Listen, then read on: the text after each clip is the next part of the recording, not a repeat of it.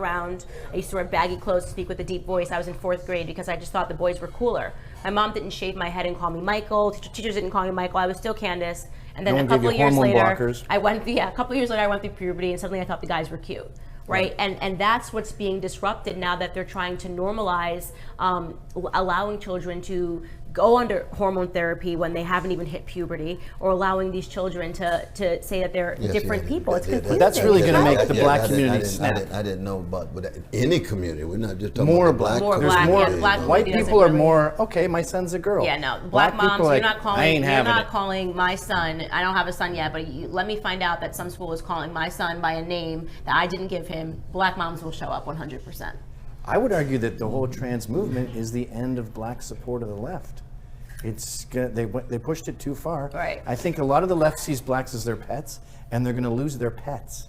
Their pets are going to start misbehaving now. They do treat us like pets. No, but when you talk about just as a Christian, for me, I begin with the notion that anybody, any gender, creature with a language made in the image and likeness of God, they have a sanctity. That's why I say precious trans folk.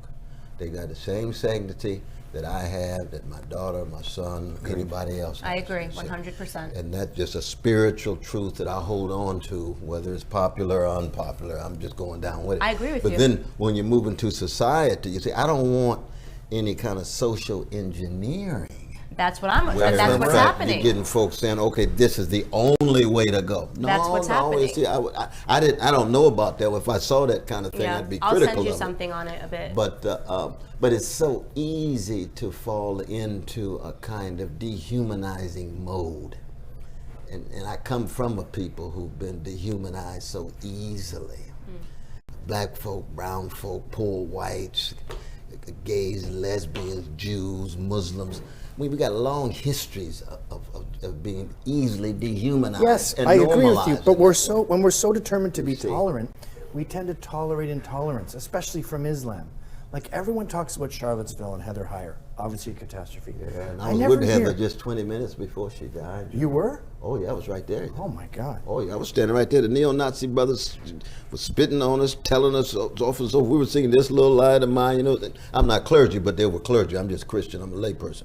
And we were right there, and Heather was right on the side. We were talking just 20 minutes before she was hit, you see. And she was just a magnificent a human being, very young, very committed. But this whole concept of fighting but hate, which we all advocate, can be used, though, brother. I mean, Islam's got fascist versions. But we hear so much about this stupid Nazi hate crap that I'm just sick of hearing about. No one talks about the West Side Highway. The West Side Highway? Well, yeah, where 6 people were killed, 6 or 8 were killed by a jihadist. No one talks about Fort Hood, about the beheading in Oklahoma, about the Orlando shooting at Pulse nightclub.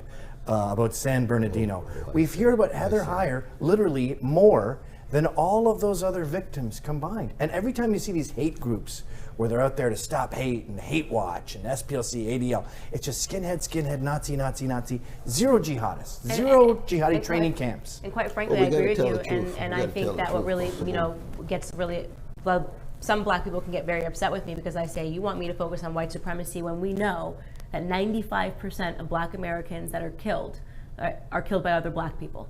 19 a day. 95%. Yeah. So my chances, I should be more afraid sitting next to a black man, all right, than if you're looking at just statistics. And people don't like that because that's the truth. They don't like that. Oh, no, it feels better. Let's focus on the white supremacy. Let's focus on this area, which basically never happens if you're looking at statistics because you don't want to talk about fixing our communities. And when I spoke at the White House 2 weeks ago, I spoke about Tyshawn Lee. It does happen. Yeah, but 95% disproportionately every year, of black Americans that are killed in a homicide event are killed by other black people. And that's not even including Hispanics. So maybe another 3% were killed by Hispanics, who knows? We're talking about a slither of people, black Americans, that are killed by whites in this country annually. And yet the focus on it would make you think it's happening every single day. That's my problem, because you want to know what that says? That says that they're purposely having us focus on things they're never going to fix our community, okay? If we want to talk about fixing our communities, you got to talk about gang violence. Because and I spoke about that at the White House, Tyshawn Lee, a 9-year-old kid who got shot point blank, lured into an alley and shot point blank because of gang violence, because someone had a hit against his father, so they decided to kill his son. The guy was laughing in court. everybody turns away from it. We're not going to talk about it because, oh, it was happening in our community. Let's instead go out and protest in the strange event that a black American gets shot by a police officer unarmed. And this is the crap that I say. They have you looking at something that's never, ever, ever going to matter, right? That's never going to fix anything because they know that we're slaughtering ourselves at a faster rate, and that's what they want. But two things. One is that there is a difference between a policeman who kills a person and a citizen killing another citizen. Because the police represent. True, but they're killing 19 a day. No. Well, I mean, the numbers are like absolutely. 10 a year. And we have to speak the truth. Yeah, And so the truth that you talk about in terms of disproportionately black on black violence is something that you have to speak to. But the second point is this, though, that there are a number of folk in the black community who both talk about it and try to organize against the black on black violence. So why don't they have the platform that these Black Lives Matter groups have? Well, one is because you got a liberal media that does not want to put a spotlight on black people organizing themselves and dealing with problems inside of the black community. Because that would help us. Well, I mean, that's a certain white supremacist sensibility. Right, and that's what I say. So agree.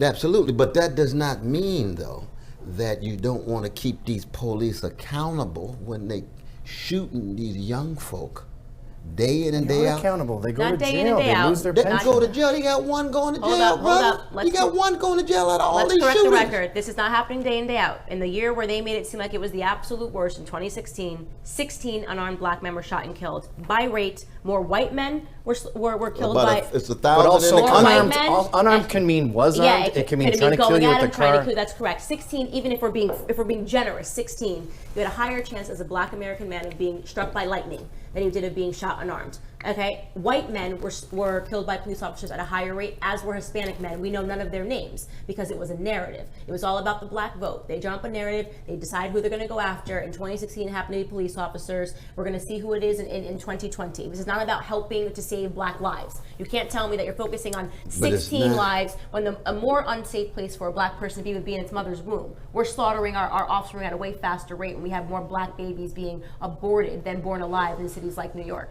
So to me, it's all a farce, and I think it is because the liberal media. But I mean, you and I are critical of liberal media, but I think you have to have a bit more open-mindedness at the spectrum and the continuum. We've got statistics on the percentages of black men who will be pulled aside in a car. The percentage of men who, when we went to jail in New York City about 8 years ago here with the stop and frisk, when you had over 90% of the folks stop and frisk were young black brothers and brown brothers. There was now, not those over 90%. are not killings. Those are not killings. Right. They were they're on a disproportionately spectrum. pulling over whites. No. Oh, not at As all. they appeared in the crime brother. stats, yes. No. The way Even when blacks the and whites judge appeared in the go, New York brother, crime stats, they were pulled over less than that. There was more whites pulled over than they appeared in the crime stats. But you remember the woman who Bloomberg even considered that. who was the judge when she went through all the statistics and said, "My God, under Bloomberg, Yes, you and had she was over later 3 fired for point something incompetence. No. She was a boob. Yeah, no. I'll say something. I'll ask a question. Sure. Black Americans, we make up 13% of the population, and we account for over 50% of all the homicides in this country. Is it possible that we're getting arrested more because we're committing more of the crimes? Oh no, in terms of getting arrested I'm talking for a particular homicides. crime. 13% of the population. We're over talking about 57%. police killing or being pulled over Okay, so you're for driving in the saying car and so forth. When in terms of the sheer number of homicides, you've got a disproportionate number of poor black people, disproportionately men. But we're disproportionately who committing the have- crimes in this country, all of them, across the No, board. not all of them. No, not white collar crime. Not that's Wall okay. Street crime. I'm talking about You're talking about violent crimes. Oh, you're talking about like White collar murder, crimes, Yes, yeah. absolutely, You're absolutely. correct No, about that. you're right. It just about sounds that. like there's a lot Absolutely. of disingenuous agenda That's my with thing. the It's left. like, just be and at the real. beginning of But this, the you were problem saying is, though, you got to have a press that is open enough to deal with all of these issues candidly, and that's what press we is don't obsessed with the Nazi shit. They're obsessed with hate, hate, hate. We live in a racist society. It's way worse than it was in the 70s and the 80s. We've gone backwards in time. And the thing I hate about that narrative, like I've got these friends, Max Hare, John Kinsman, they're Proud Boys. Proud Boys are a multi-racial club. There's gays, Jews in it, and they all love Trump. The DNC is pounding on them. They're a hate group. These guys are getting sentenced next week, Max Hare and John Kinsman.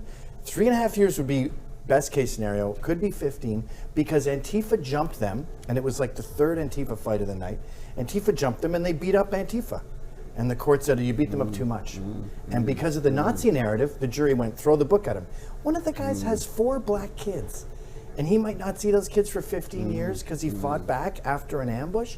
And it's the idiotic Nazi narrative. They call me a Nazi sympathizer. They call me a person that supports Hitler. I mean, you're exactly right. They overuse that term, and the problem is that when you do that, when you're willing to paint such a broad stroke that you start calling black people white supremacists, it becomes very hard to take you seriously. They call it multiracial white supremacy. But you know, one of the ironies of Charlottesville was, well, 2 things. One, I saw a black man marching with the neo-Nazis when we were being spit at and cussed out. No, you know why? Because he was not a neo-Nazi. No, I didn't say neo-Nazi. He's marching No, with he wasn't. them. There was 2 rallies that day. There was the statues. That's what I was going to say. It was about and the then there was the statues. neo-Nazi crap after. And it was when separate. Trump said there's good people on both sides, That's what he was talking about the statue rally. There were people that were just black people that were there protesting because they didn't want the statue torn down at all.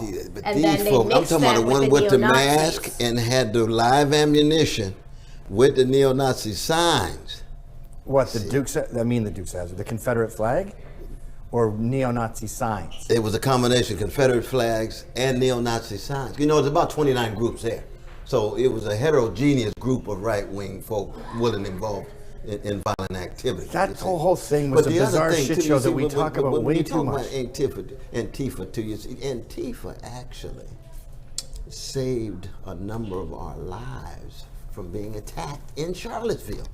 Because there was all of a sudden, we were standing there, and as they walked by, after about 20 minutes, it got more and more intense. Police pulled back completely. That's what jeopardized your life. Police pulled back completely. The mayor trying to cause a scene. Well, this was a crucial factor. I agree with that.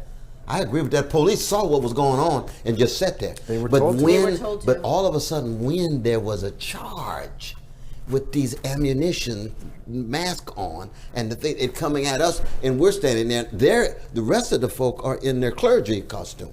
I'm dressed just like I'm dressed now, and all of a sudden Antifa comes in swinging to protect us. Well, let me tell you something. Now you see that that kind of self-defense is very important. I think a right to self-defense is crucial. Sure. But listen, I can't tell that to the victims of Dayton, let's Ohio. not make Antifa sound light, because they are a domestic terror group. They've attacked me multiple times. They've